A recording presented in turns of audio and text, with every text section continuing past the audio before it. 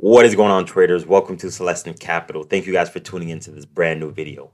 In this video, I'm going to dive deeper into the topic of manipulation because I posted a video last week, and in that last video, I got a comment asking if I could kind of elaborate more on manipulation because it wasn't very clear.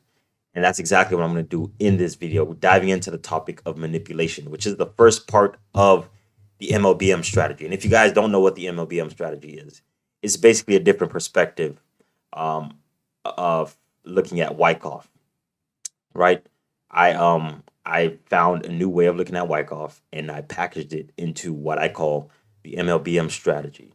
So instead of having to label every single part of Wyckoff, having to memorize every single STB, spring, UTAD, I simplified it for you guys. I simplified it. And if you want to watch that video, go ahead and go to my videos and find the video that's titled "You'll Never Look at Wyckoff the Same" after this video. And you guys check that out and let me know what you think. And if you like the video, be sure to like it, of course. And if you want to stay tuned for more content, be sure to subscribe. Now back to the video, which is the first part of the MLBM strategy, manipulation. So the first M stands for manipulation, the L stands for liquidation, the B stands for break of structure or breakout, but I like to look at it as break of structure. And the last M is mitigation. And in this video, as I said before, we're talking about manipulation. Now, let me explain to you guys a little bit before we hop into the live charts what manipulation is. Manipulation is basically, to be honest, it's 99% psychological. Now, what do I mean by that? Let's say we have perfect structure right here, right? If this was a perfect world, we have perfect structure. What do we expect to happen? We expect price to continue, right? Just to give us a nice tap into this supplies demand zone, excuse me, and to continue to the upside. And we get buyers of the market that are going to be so happy. They're going to be like, ooh, tight stop loss and continuation. It's not the case. This is not a perfect world, right? What's going to happen most of the time is price is going to tap into this demand zone. Let me go back a little bit. Price is going to tap into this demand zone and start to stagger a little bit. Price is not automatically just going to tap into here and continue to the upside. We're going to see price start to stagger. Now, what price is doing, which is the essential message of this video, is manipulating.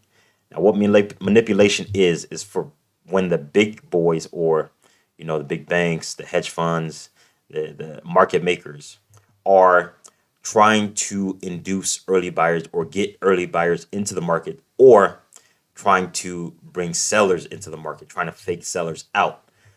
So we know overall that this trend is bullish and that we're in a demand zone. Now, what price is going to do is price is going to break structures to the downside, enticing people to sell the market because they see a break of structure. What's going to happen is price is going to ultimately clear them out of the market. Or what price is going to do is price is going to do the same thing on the other side, break structure. You see this high broken, induce early buyers into the market. What's going to happen? Price is going to take them out of the market as well.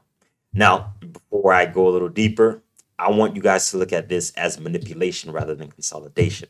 Because when you look at it as consolidation, it's almost like you're looking at it from a hopeless standpoint. And I say that because when you look at it as consolidation, you're like, oh, well, we'll just wait till it breaks out of consolidation and wait for a perfect trend continuation before we can just buy it.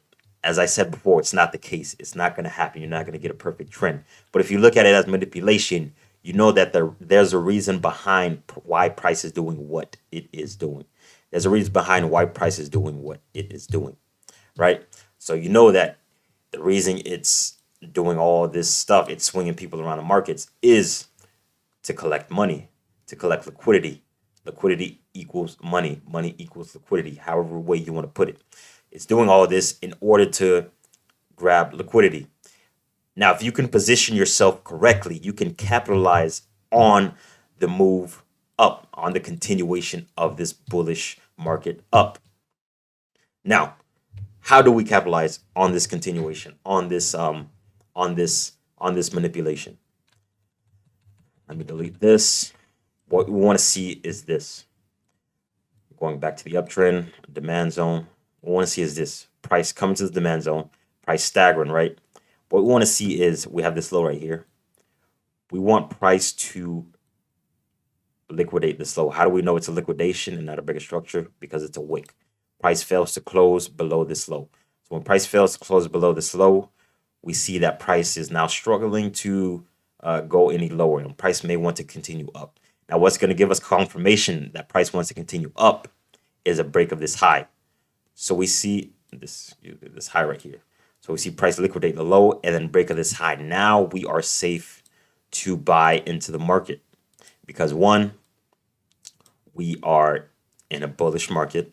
Two, we've entered the demand zone. Three, we see price failing to close below this low, and we're able to capitalize on them, right?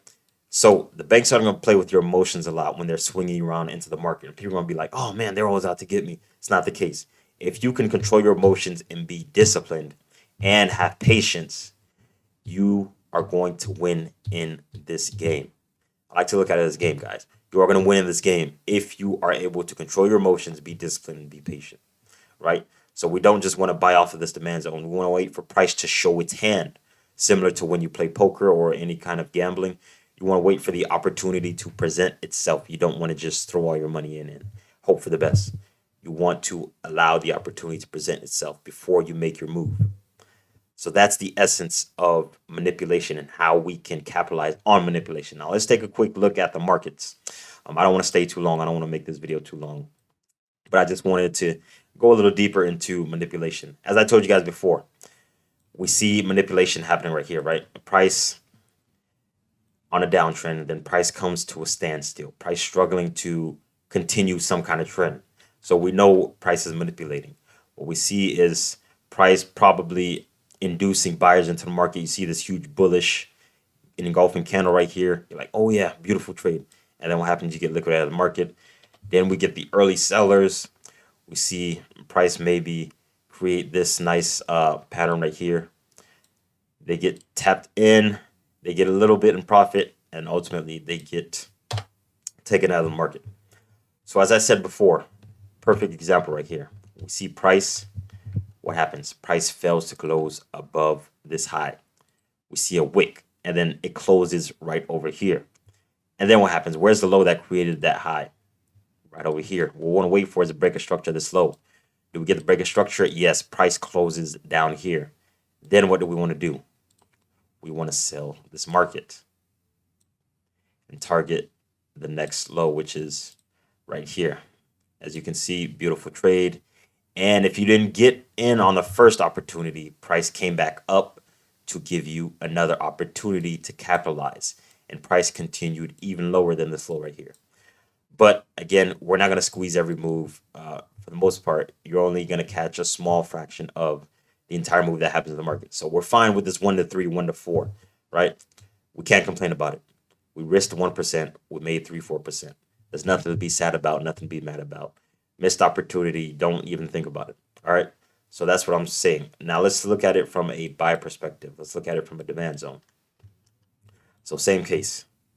We have this low right here. Price came down, created this low, came back up.